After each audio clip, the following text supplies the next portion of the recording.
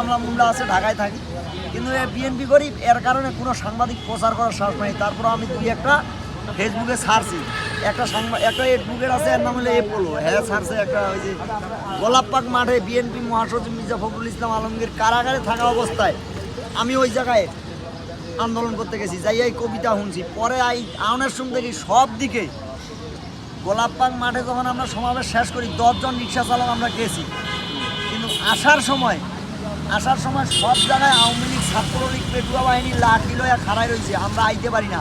সব দিকে পরিস্থিতি খারাপ, সমাবেশ শেষ করা মির্জা ফখরুলের সময় কারাগারি।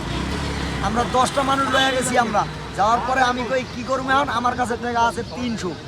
পরে আমি কইছি এই এক কাজ কর, যাইস না, একটা কাঁচা তরকারির দোকানে যাইয়া একজনকে নিয়ে দিছি আধা কেজি আলু 10 টাকার মরিচ লয়া, কইছি তুই এইটা লয়া যাবি একা। আর একজন এমনি সবাই 300 টাকার বাজার সবাই কইরা শাক একটা একজন কইরা